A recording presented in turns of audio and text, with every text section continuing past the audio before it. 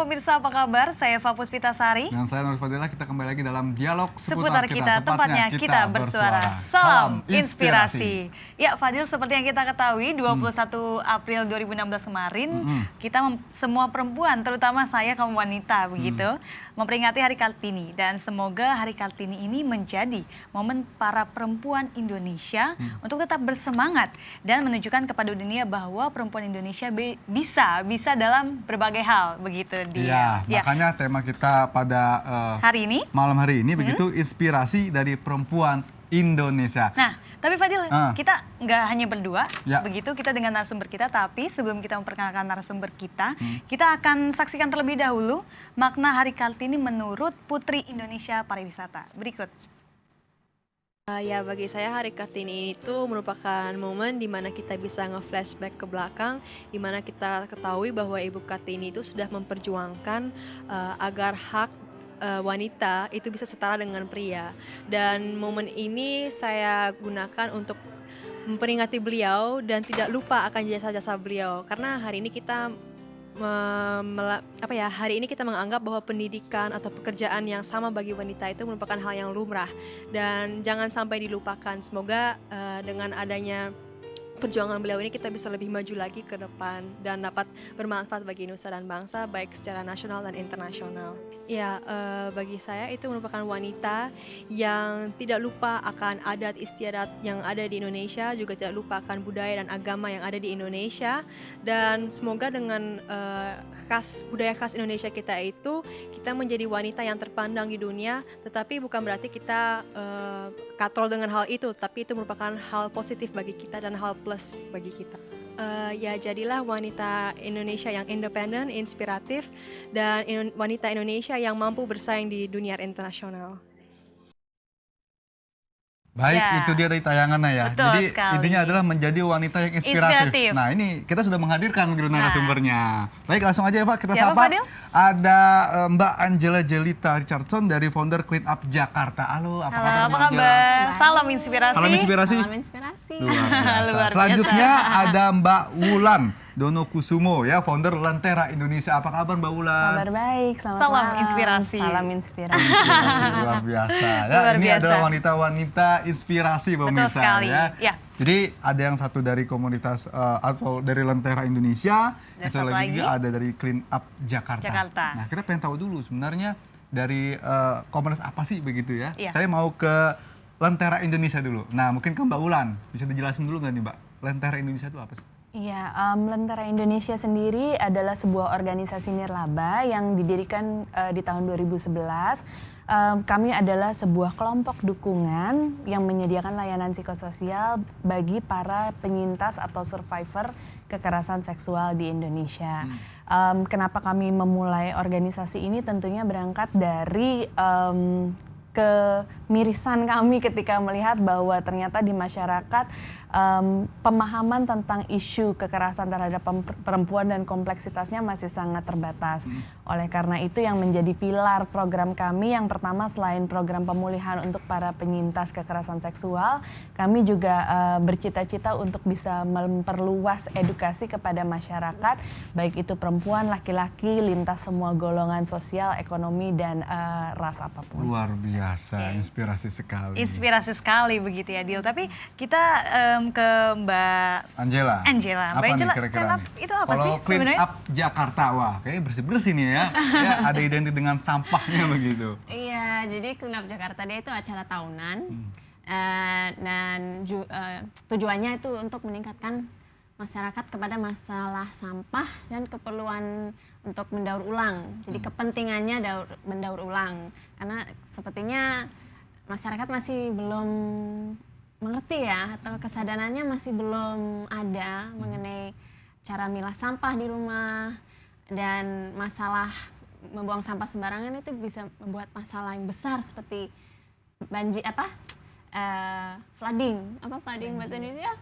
Banjir dan penyakit gitu. Dan jadi acaranya setiap Oktober, tahun ini nanti tanggal 16. Dan tahun lalu kita ada 37 titik yang dibersih serentak. Jadi tahun ini kira-kira akan ada 50 titik yang diberi serentak di Jakarta gitu. Baik, nah ini kan kita kehadiran 2 orang wanita yang menginspirasi, begitu Dil. Saya mau tanya dulu sebelum kita lebih lanjut, makna Hari Kartini untuk mungkin dari Mbak Ulan dulu ya. Dari Mbak Ulan sendiri seperti apa sih? Hari Kartini buat saya adalah sebuah penanda. Mari kita tidak lupa bahwa terlepas dari brand image-nya Kartini dengan kebaya dan sanggulnya, bahwa sebenarnya yang diperjuangkan itu jauh lebih besar dari itu. Kartini memperjuangkan persamaan hak atas pendidikan, atas kebebasan berpikir, dan buat saya hal yang substantif itulah yang harus kita terus hidupkan. Bukannya saya against dengan parade baju daerah pada Hari Kartini dan sebagainya. Tapi buat saya kalau mau menghargai busana tradisional Indonesia itu bisa dilakukan setiap hari. Sementara kalau untuk Hari Kartini barangkali esensi pemikirannya dia adalah seorang pejuang perempuan pertama, pemikir perempuan pertama yang mengedepankan intelektualitas. Jadi buat saya itu yang sangat penting. Jadi seharusnya bagaimana Kartini. untuk memaknai Hari Kartini? Bagi saya yang beberapa dari kemarin saya lihat teman-teman lakukan itu luar biasa sekali ya. Seperti misalnya tadi malam di Bundaran HI ada sekelompok perempuan luar biasa yang bergabung dalam komunitas perempuan Indonesia anti korupsi. Mereka menggaungkan kampanye Ayo Kita Belajar Jujur. Itu adalah sebuah basic pendidikan yang barangkali sekarang ini hal yang sangat sederhana tapi sudah sering terlupakan. Sudah sulit ya? Sudah sulit terlupakan. Apa yang dilakukan Mbak Angela misalnya, peduli terhadap lingkungan, terhadap membuang sampah. Tadi sebelum mulai kita sempat ngobrol juga bahwa mengumpulkan buang sampahnya sih sederhana ya, tapi kemudian merubah mentalitas, memperjuangkan bagaimana caranya supaya bahwa ini tisu, itu tempat sampah, buanglah di situ, jangan ditaruh di sini. Bagi saya bentuk-bentuk perjuangan seperti itu yang saya yakin juga tidak gampang ya, adalah perwujudan dari apa yang selama ini Kartini ingin perjuangkan. Jadi saya berharap lebih banyak perempuan-perempuan Indonesia yang bisa memulai dengan inisiatif-inisiatif sederhana, tapi bisa mengajak lebih banyak orang untuk terlibat dan menunjukkan bahwa perempuan Indonesia bisa berbuat banyak dan melakukan bisa berbuat banyak dan ada bukti nyatanya. Iya. Tapi kita tahan dulu nih, kita akan break dulu Eva dan juga teman-teman. Dan pemirsa Anda juga bisa memberikan komentar begitu atau mungkin bertanya atau ingin memaknai sebenarnya menurut Anda bagaimana sebenarnya kita sebagai seorang perempuan ataupun laki-laki memaknai Hari Kartini. Hari Kartini. Ya, tapi selepas jeda pariwara tetap di Dialog Seputar Kita.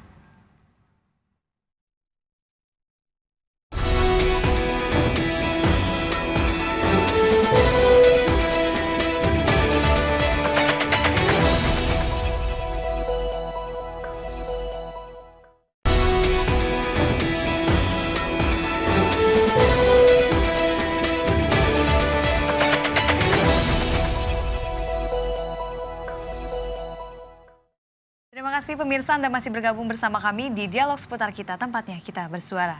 Nah, bagi Anda pemirsa yang ingin bertanya atau sharing dengan Mbak Wulan dan Mbak Angela di studio kami, Anda bisa telepon interaktif kami di 021 630 7303 atau SMS interaktif di 0857 8175 2616. Ya, lanjut nih kita bicara dengan tokoh-tokoh perempuan begitu di tokoh-tokoh Indonesia. Inspirasi ya, Dil. Inspirasi. Nah, kalau menurut Mbak Angela sendiri. Mbak Angela sendiri. Makna dari Hari Kartini seperti apa sih? Ya, firstly saya sangat grateful ya. Ada perempuan seperti Bu Kartini and many other women ya dari in the past yang pernah berjuang untuk women's rights di seluruh dunia. Karena kalau mereka nggak berjuang kayaknya we cannot do what we do kan Mbak Wulan. Dan sebetulnya Clean Up Jakarta Day relawan kami terus terang sekitar 70% perempuan. Okay. Wow, wanita semua? 70%. Jadi jauh lebih banyak perempuan daripada laki-laki.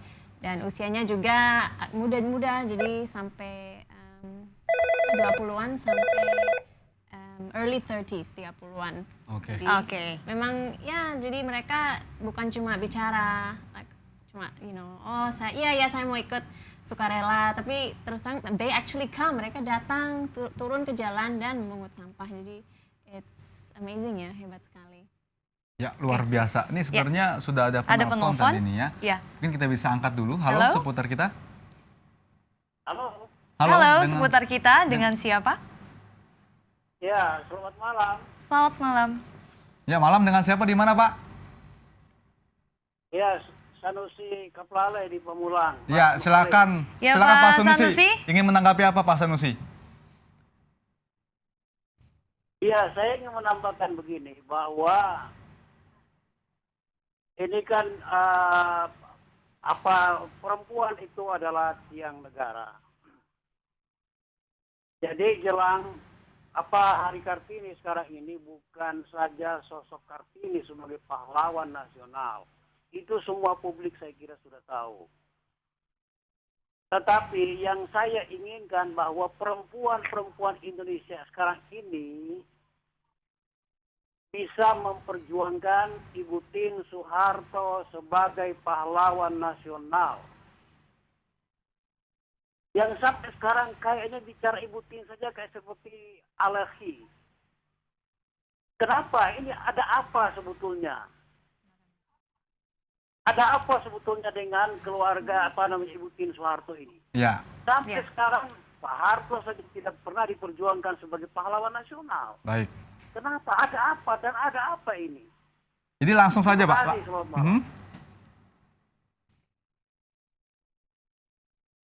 Iya Pak. Pertanyaannya mungkin Pak? Halo. Halo. Halo. Ya. Ya, kita terputus dengan Pak Sanusi di Pamulang. Ya. Jadi beliau memang menanggapi tentang perempuan Indonesia. Perempuan Indonesia ya. Baik, lanjut lagi nih ya, kita bicara lagi nih. Tadi ada Pak Sanusi di Pamulang. Intinya memang perempuan harus bangkit dan harus memang turun begitu ya. Bukti nyata ya. Inspirasi bukti nyata. Kalau menurut Mbak Ulan sendiri tadi menanggapi apa yang dikatakan oleh Pak Sanusi bagaimana?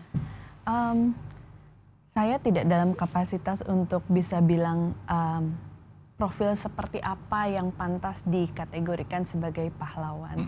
Karena tentunya ada pihak-pihak yang lebih berwenang untuk itu.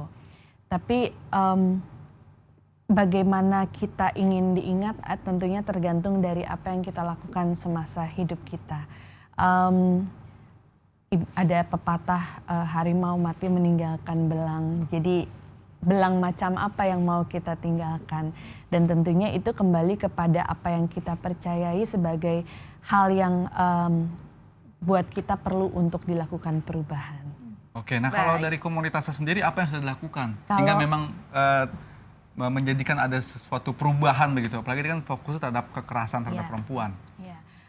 Kalau dari konsentrasi kegiatan kami sendiri, karena kita melihat tingginya angka kekerasan terhadap perempuan di Indonesia, itu pun angka yang sangat besar itu sendiri masih merupakan pucuk dari gunung es, di mana lebih banyak dari mereka-mereka yang mengalami tindak kekerasan seksual memilih untuk tidak melaporkan karena begitu banyak yang kemudian takut apa yang akan dialami ketika melaporkan di kantor polisi, apakah akan diperlakukan dengan adil, dengan bijaksana, apakah kemudian nanti tidak akan dituduh dengan stigma. Misalnya kita sekarang ini semua sedang siaran jam 8 malam ya. Kemudian yang kita lakukan di sini adalah sama-sama bekerja, berusaha menyampaikan kebaikan buat Mas Fadil dan Mbak Eva, adalah bagian dari mencari nafkah, dan kemudian kita pulang dari sini dalam waktu yang sudah cukup larut malam. Seandainya nauzubillah min zalik sampai terjadi sesuatu kepada kita misalnya, akan sangat mungkin kemudian Mbak Eva dipertanyakan, lagian kenapa sih kerjanya harus lembur sampai malam? Emangnya waktu itu pulang Mbak Eva sama siapa? Kok mau sendirian? Bajunya sependek apa? Misalnya seperti itu. Dan tentunya seringkali stigma-stigma semacam itu yang kemudian membuat korban enggan untuk melapor. Karena lebih sering kemudian mereka sudah harus membuka identitas, belum tentu dari pihak hukum berpihak, kemudian juga belum tentu pihak masyarakat memberikan dukungan, bisa jadi berbalik menyerang, menyudutkan dan sebagainya. Bukannya malah memberikan simpati. Iya, gitu. nah perspektif seperti inilah yang juga kita coba untuk edukasi perlahan-lahan. Tentunya kalau segmen masyarakatnya berbeda, pendekatan yang kita lakukan juga berbeda-beda ya. Tahun lalu Presiden Jokowi menerapkan darurat kekerasan seksual pada anak misalnya. Tentunya kita juga harus menyasar segmentasi yang berbeda. Orang tua, guru TK, guru SD dan sebagainya, dan kita juga mencoba untuk mengedukasi mereka tentang bagaimana caranya memastikan keselamatan anak, misalnya keluar dari kelas menuju ke toilet. Sampai umur berapa mereka perlu diantar misalnya. Kemudian kalau 5 menit tidak kembali sudah harus mulai waspada. Atau kalau ketika anaknya kembali dalam keadaan menangis, guru udah nggak boleh cuek, ada apa, kamu dari mana, berarti apa yang terjadi. masih banyak permasalahan yang terjadi ya. Kalau tadi kekerasan terhadap perempuan, juga terhadap anak juga harus ada aturan-aturan yang memang harus berlaku. Ketika kita bicara kekerasan tentunya ini luas, berlaku general ya, bisa dialami oleh siapa saja. Makanya PR edukasinya masih sangat banyak sekali. Baik, nah kalau dari clean up-nya nih Jakarta, apa sih sebenarnya kondisi gitu yang dilihat dari teman-teman clean up Jakarta terkait dengan sampah, terutama di ibu kota nih? Nah begitu. Ya, terus terang kondisinya lumayan parah ya. Ada jalan yang seperti misalnya Sudirman, kelihatannya bersih kan, tapi kalau semua relawan kami, mereka temu sampah itu di dalam disembunyikan, jadi di dalam tanaman itu banyak sampah di situ yang disembunyikan. Jadi masalahnya memang it's still a big problem, di mana-mana ada sampah. Dan saya juga sering melihat orang mungkin yang punya mobil mewah itu masih membuka jendela, sampahnya dibuang.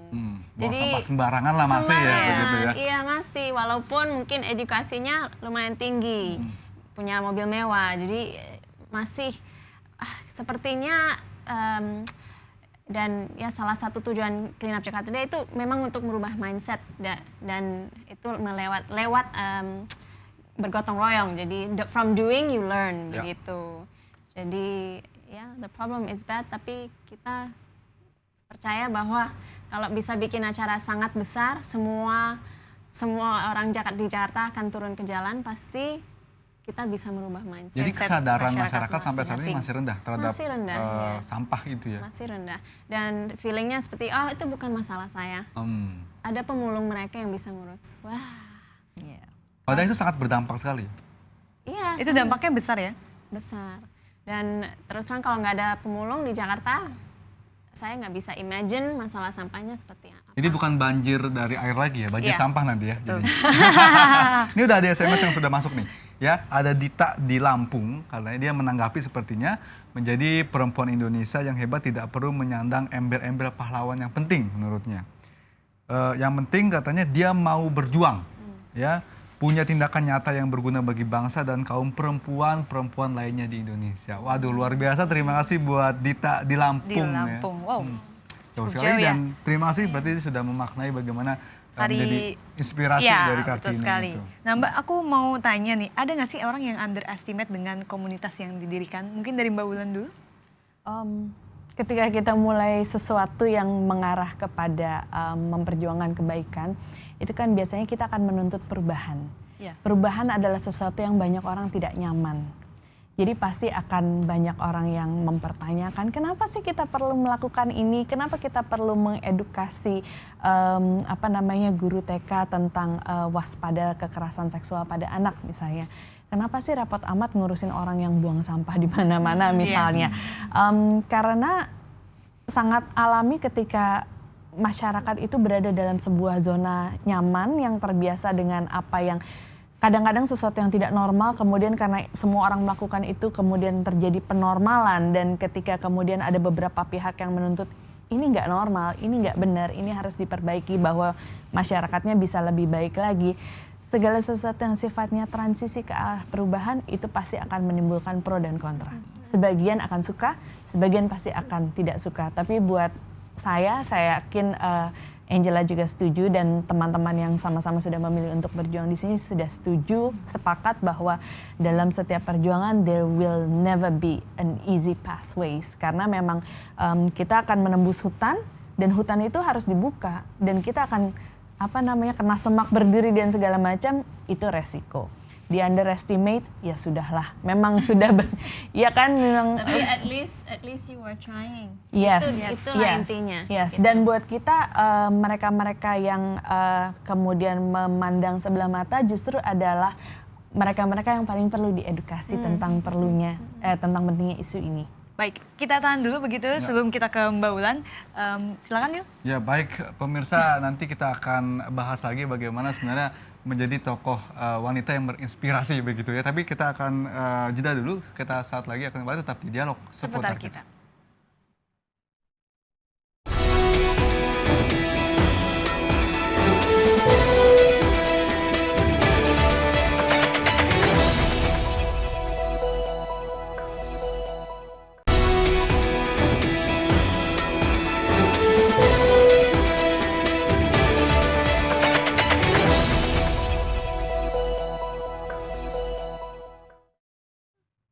Terima kasih Anda masih bergabung bersama kami di Dialog Seputar Kita, tempatnya kita bersuara. Dan pemirsa, kami masih mengundang Anda di telepon interaktif kami di 021-630-7303 atau SMS interaktif di 0857-8175-2616. Ya.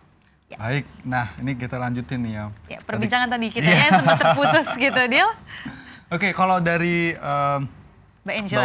Mbak Wulan dulu, saya mau Mbak Wulan dulu. Oh, Mbak Wulan dulu kan ya. Karena Mbak Wulan ini menangani kasus begitu ya. Iya. Walaupun kasusnya beda, yang ini kasus perempuan, benar-benar perempuannya fokus, Iya. ini ya tentang sampahnya begitu ya. Berarti turun ke jalan luar biasa. Tapi saling berkesinambungan ya, Dil ya. Kalau dari perempuan banyak yang paling terjadi kasus seperti apa sih yang ditangani sama teman-teman Lentera gitu? Kalau kami memang berkonsentrasi membantu mereka-mereka yang mengalami kasus kekerasan seksual. Ya. Jadi yang kami lakukan seperti yang tadi sudah saya bilang di awal, ada 2 pilar. Yang pertama adalah pilar pemulihan recovery program, di mana kami mengundang teman-teman survivor atau penyintas atau yang pernah menjadi korban untuk datang dan berbagi. Apakah kemudian mereka harus atau tidak, tentunya sekali lagi itu proses pemulihan terserah kepada masing-masing. Ibaratnya kalau kita ke dokter kan juga kita nggak bisa memaksakan kamu harus ke dokter A ya. Kalau ternyata dia cocok ya syukur, kalau nggak cocok dia bisa cari alternatif pemulihan yang lain. Dari tahun ke tahun ini bagaimana nih siklusnya begitu? Apakah meningkat atau bagaimana Mbak? Begini ya, ketika kita bicara tentang survivor, akan sangat sulit untuk memahami apa yang mereka alami ketika kita tidak pernah mengalami. Jadi barangkali di awal-awal juga saya dan teman-teman wondering, berpikir kenapa sih mereka takut sekali untuk datang ke kita, hanya sedikit yang berani datang ke kita. Tapi kemudian kita belajar memahami bahwa banyak dari mereka yang mengalami kasus kekerasan seksual misalnya 20-30 tahun yang lalu di masa kecilnya, yang kemudian mereka memilih untuk tidak pernah bercerita kepada siapapun. Sekarang mereka misalnya sudah menikah, sudah punya anak, sudah punya kehidupan yang mapan. Membuka kembali sebuah luka lama itu bukan hal yang mudah. Saya kasih analogi sederhana ya, misalnya Mas Fadil tangannya terluka oleh pisau, lukanya cukup dalam. Ada 2 pilihan ya, diobatin sekarang dengan alkohol, perihnya minta ampun, tapi 2 minggu lagi sudah kering lukanya, ya. Atau nggak mau melalui jalan yang sakit, langsung diperban aja dan nggak dilihat-lihat lagi. Kita coba cek 6 bulan dari sekarang, kira-kira apa yang terjadi dengan lukanya. Analoginya seperti itu. Nah, banyak yang memilih untuk memilih jalan yang kedua, diperban, ditutup, dilupakan. Dan ketika akhirnya nggak sengaja harus ngelihat lagi, terlalu mengerikan. Jadi banyak dari mereka yang kemudian memilih untuk, saya kayaknya nggak sanggup untuk membuka perban ini, saya nggak sanggup membayangkan ada apa di balik perban ini setelah luka itu sekian lama. Dari saya semua tutup. banyak kasus yang ditangani, alasan yang paling utama mereka terkena tadi kasus misalnya kekerasan begitu, apa sih paling banyak alasannya? Alasannya, kira-kira kalau itu terjadi kepada seorang anak, apa alasannya Mas? Bahwa kemudian statistik menunjukkan bahwa ketika kekerasan seksual itu terjadi, 70% kasus itu terjadi di ranah personal. Artinya pelaku adalah orang yang dikenal. Apalagi kalau sama anak-anak, karena asumsinya anak-anak itu selalu berada di bawah perlindungan atau pengawasan orang dewasa. Berarti ketika itu terjadi kepada anak-anak besar, kemungkinan pelakunya adalah orang-orang yang punya akses atau justru orang-orang yang memang bertugas sebagai pelindung atau pengawas dari anak itu sendiri. Apa alasannya? Alasannya adalah karena mereka melakukan itu, bukan karena korbannya yang melakukan sesuatu yang memancing.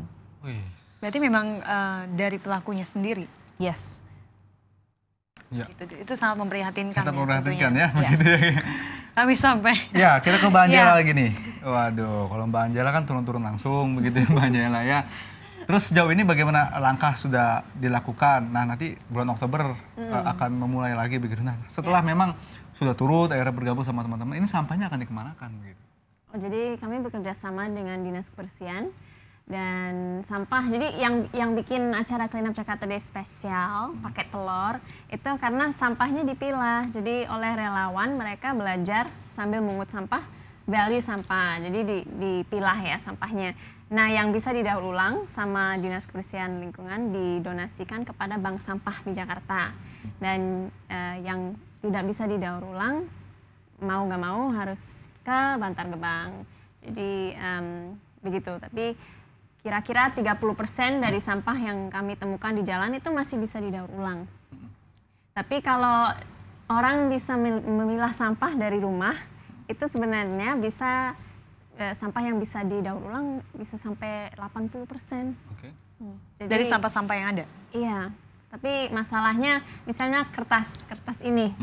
Kalau itu kena kotoran minyak atau dimix dengan makanan, itu sudah tidak bisa didaur ulang lagi. Tapi kalau kita sudah milah dari source-nya ya, dari rumah, dari kantor, dari studio, itu masih bisa didaur ulang. Nah, itulah message yang kami lagi mencoba untuk spread. Jadi kami lagi bikin roadshow ke sekolah-sekolah, itu nanti mulai bulan Mei, dan kami mengedukasikan mahasiswa, students, ada yang TK juga. Sudah dilakukan? Tahun lalu ya, tahun ini mulainya Mei. Ya, jadi apa sih yang sudah dirasakan begitu, sudah diinformasikan kepada teman-teman begitu, anak-anak sekolah tadi ada ya dari mahasiswa juga. Terus apa yang dirasakan? Apakah sudah ada dampaknya begitu tadi edukasi yang dilakukan sama teman-teman dari Clean Up? Tergantung sekolahnya. Jadi kalau di sekolah internasional yang saya pernah mengalami adalah mereka kesadarannya masih sudah tinggi. Oh, sudah tinggi. Sudah tinggi, walaupun TK. Mereka udah, oh ya saya tahu ini yang bisa didaur ulang plastik yang ini. Jadi saya bawa sampel sampah yang mana yang bisa didaur ulang, yang mana nggak bisa. Tapi masih ada sekolah, jadi kami mencari sekolah lokal yang mungkin ya kami lebih bisa mengedukasikan. Jadi mungkin agak susah untuk ke sekolah itu atau agak jauh gitu. Jadi biasanya di situ mereka sangat interested dan anak-anak itu biasanya sangat mau belajar mengenai ini dan kita bikin games jadi agak fun, nggak cuma belajar boring gitu. Dan ya biasanya mereka mau setelah belajar mengenai yang bisa didaur ulang yang nggak bisa, mereka udah mau oke, saya mau bikin ini di rumah, saya mau bicara dengan ibu bapak, nanti saya mau mulai memilah sampah di rumah gitu. Jadi positif sekali. Dan memang menurut saya change itu bisa mulai dengan anak-anak. Dimulai dari anak-anak ya, memang dimulai dari anak-anak. Tapi Mbak Anjela sendiri pernah nggak sih turun langsung ke lapangan untuk memungut sampah-sampah itu? Sering. Harus ya? Apa sih yang dirasakan saat itu? Memang Clean Up Jakarta Day lahirnya karena saya suka mungut sampah kalau lagi traveling di Indonesia di mana-mana. Saya lihat jalan pantai, ya ampun kok banyak sampah. Pertamanya di Ambon. Di Ambon saya pernah ke pantai indah sekali, tapi sampah di mana-mana. Jadi saya minta sama ibu yang punya warung, Bu tolong dong minta box atau plastik ada apa aja. Saya minta, Mbak ngapain gitu. Ini Bu sampahnya banyak sekali, tapi ibunya nggak lihat. Dia bilang nggak loh Mbak, it's okay, nggak banyak sampah. Oke, ibu ikut aja. Oke, jadi setelah 2 jam ibunya sama banyak orang ikut-ikutannya. Mereka lihat ini lagi ngapain anak ini, terus setelah mereka memungut sampah, mereka udah merasakan sendiri, wow, ternyata masalah sampah ini besar dan di sini banyak sampah. Ya, Jadi mereka belajar dari situ. Belajar dari situ. Ini ada SMS juga nih, ada Marfuah di Bandung. Katanya menurut saya kasih aja efek jera buang sampah sembarangan dihukum 4 bulan kurungan. Itu gimana nih Mbak Angela nih menanggapi dari Marfuah ini? Saya setuju sih, tapi di Jakarta sudah ada peraturan sebenarnya didenda 500.000, tetapi belum ada yang enforce. Jadi enforce bahasa Indonesia apa? Enforce. Menerapkan. Makasih Mbak Ulan, menerapkan. Jadi belum ada. Jadi orang masih nggak ada polisi, nggak ada sanksi gitu. Jadi sebenarnya saya minta pemerintah tolong dong itu menerapkan karena memang sudah ada peraturannya 500.000 didenda on the spot begitu. Oke. Sudah ada aturan tetapi masih saja begitu saja. Betul sekali. Tapi Mbak Angela saat mendirikan komunitas ada nggak sih yang underestimate dari yang Mbak dirikan ini? Always. Kayaknya sering. Dan yang paling sering saya mendengarkan mengenai Clean Up Jakarta Day adalah, kok cuma sekali Mbak, setahun sekali, kan nggak ada efek gitu. Padahal untuk menyiapkan acara sebesar Clean Up Jakarta Day dengan ribuan relawan, tahun ini targetnya 20.000 ya, itu membutuhkan paling nggak 6 bulan sampai 8 bulan, bisa sampai 10 bulan. Karena banyak komunitas, sekolah, bisnis, community yang involved ya, jadi semua dari mencari sponsor, dana, semua itu ada di my shoulders, pundak. Jadi ya memang ya susah, tapi kayaknya kita berjuang terus kan. Susah tapi harus dijalani ya. Harus. Jadi kalau it's something you're passionate about, itu it's worth fighting for. Oke, baik. Tidak menyerah ya. Ya, ini nanti banyak SMS yang sudah masuk begitu, tapi kita akan bacakan selepas jeda pariwara. Tetap dialog seputar kita.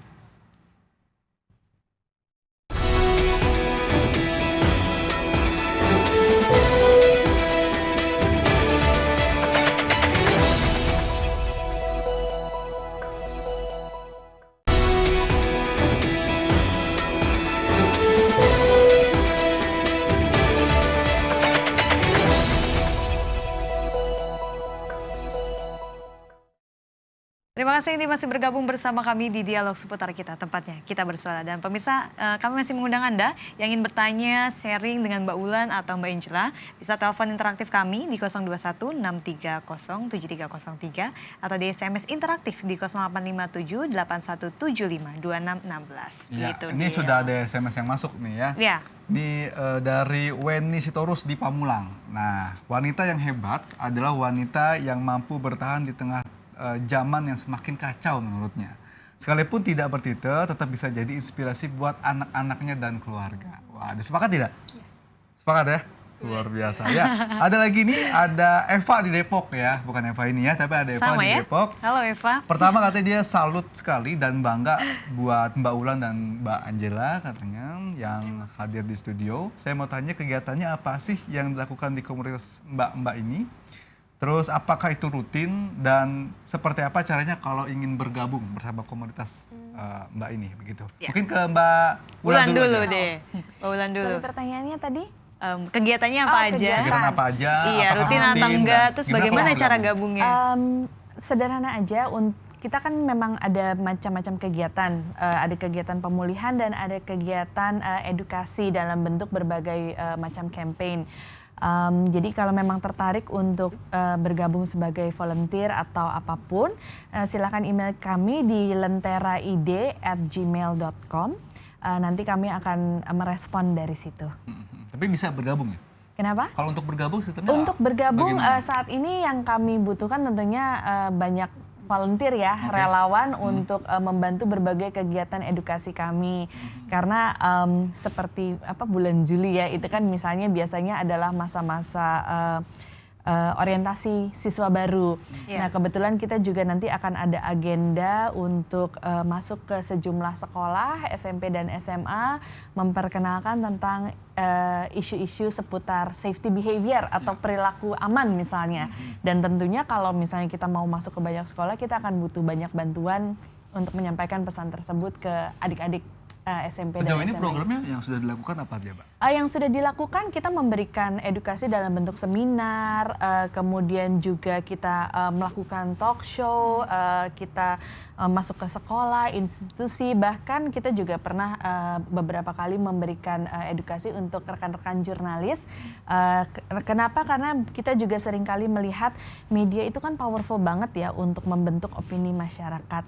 Sementara Lentera Indonesia bekerja dengan isu yang sangat-sangat sensitif dan membutuhkan backing media untuk membenarkan perspektif masyarakat tentang isu yang sebenarnya dan menyampaikan informasi yang akurat, mengedukasi dengan tepat.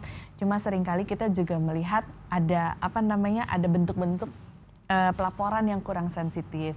Jadi kita ingin bekerja sama dengan media untuk membantu pelaporan yang lebih sensitif, kemudian juga mengedepankan isu ini, memberikan porsi yang tepat supaya masyarakat juga lebih sering terpapar dan bisa lebih sering peduli. Ya, betul. Kalau Mbak Angela, nih bagaimana Mbak Angela? Menanggapi tadi bagaimana cara ingin bergabung bersama komunitasnya dan kegiatannya apa aja? Gitu.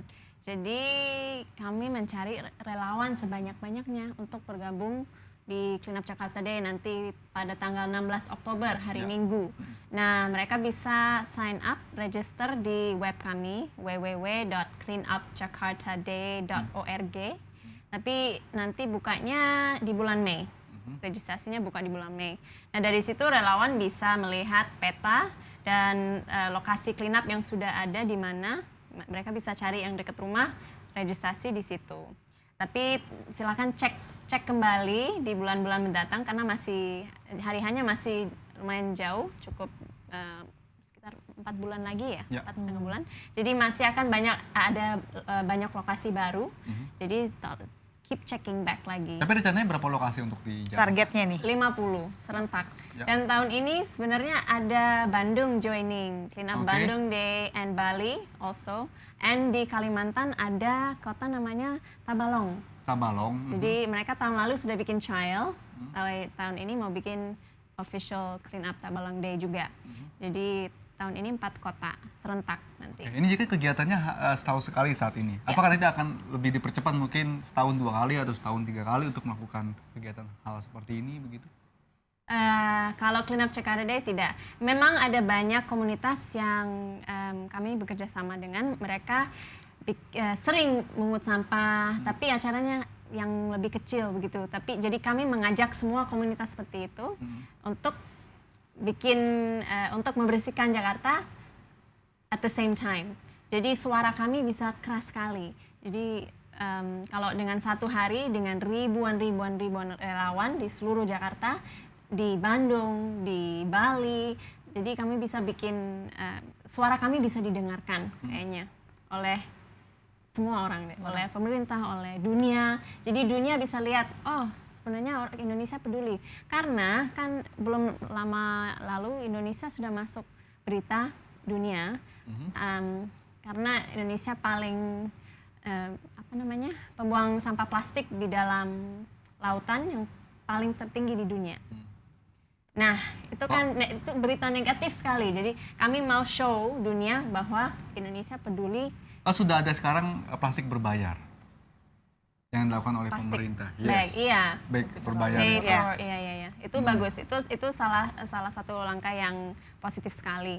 Tapi saya masih melihat bahwa banyak orang masih nggak bawa tas sendiri, masih menggunakan plastik berbayar itu sendiri ya. Jadi seharusnya udah biasa. Jadi kalau saya di mobil sudah simpan banyak tas yang bisa dipakai berkali-kali. Jadi udah di belakang di mobil. Jadi setiap kali belanja udah ada. Itu cara simpel dan cara kecilnya mungkin ya untuk mengurangi itu semua. Tapi kalau kami semua melakukan itu dia. Kita akan indah ya. Change starts with you. Change starts with each one of us. So apa saja yang Anda melakukan itu tidak sia-sia dan bukan hal kecil. Jadi never underestimate your power to change. Gitu. Kalau dari Mbak Ula nih, pesannya untuk wanita-wanita Indonesia seperti apa sih? Penutupnya berat nih. Perempuan Indonesia adalah perempuan-perempuan yang kuat. Karena kita sangat versatile. Versatile itu apa ya? Luas, multifungsi. Kita bisa jadi ibu, kita bisa jadi breadwinner, pencari nafkah, kita bisa jadi pemikir, kita bisa jadi pendidik. Dan saya sangat suka dengan ada satu pepatah dalam bahasa Inggris, the hand that rocks the cradle is the hand that rules the world. Tangan yang mengayun buayan bayi itu adalah tangan yang mengatur dunia. Dan saya percaya kekuatan seorang perempuan untuk menjadi agen perubahan, untuk mendidik sebuah bangsa. Oleh karena itu, jangan takut bahwa saya nggak bisa apa-apa, saya terlalu kecil untuk membuat perubahan. Kalau berani ngomong kayak gitu, mungkin mesti coba tidur sama nyamuk. Nyamuk kecil ya, tapi bisa merubah suasana tidur dari yang nyaman jadi tidak nyaman. Tidak nyaman ya. So, jangan meremehkan kekuatan satu orang. Karena setiap orang bisa membuat perubahan. Ya. Kalau Mbak Angela, pesannya begitu terhadap masyarakat, terutama untuk perempuan kesadaran Indonesia. Ya, kesadaran untuk membuang sampah. Ya, jadi pesan saya, tolong memikirkan tentang sampah. Jadi kalau dibuang, sampah itu tidak menghilang begitu saja. Sampah itu masih akan jangka hidupnya panjang sekali, terutama plastik ya. So please, dari rumah tidak susah, siapkan aja 2 tempat sampah untuk memulai, yang basah dan yang kering. 2 saja.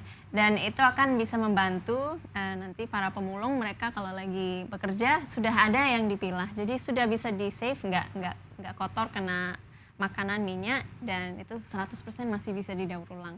Jadi mulailah dari rumah dan mengedukasi anak-anak untuk mempedulikan sampah, untuk mengerti sampah itu ada value. Dan untuk say thank you kepada pemulung yang bekerja keras setiap hari di seluruh Indonesia. Ya, luar biasa sekali. Sangat menginspirasi. Sangat menginspirasi ya. Jadi mulai dari rumah dan mulai dari sekarang. Ya. Kalau tidak dimulai-mulai, tidak akan berjalan-jalan. Iya, jadi memang untuk wanita Indonesia tentunya ya, tetap bersemangat, tunjukkan kepada dunia bahwa seperti yang Mbak Ulan bilang tadi, perempuan Indonesia itu bisa. Gitu ya, dari hal kecil pun perempuan Indonesia itu bisa, Dil. Baik, gitu. Terima kasih Mbak Ulan. Ya, Mbak Angela juga, terima kasih, sukses terus. Semoga nanti program-programnya juga bisa menginspirasi banyak orang. Ya, dan bisa betul. menggugah tadi peraturan yang sudah ada benar-benar dijalankan begitu ya. Terima kasih Mbak Angela dan juga Pak Mbak Ulan. Dan pemirsa, demikian sudah perjumpaan kita dalam dialog seputar kita kali ini. Saya Nurlis Fadilah. Saya Fa Puspitasari. Kami undur diri, terima kasih dan salam inspirasi. Salam inspirasi. Salam inspirasi. Salam inspirasi.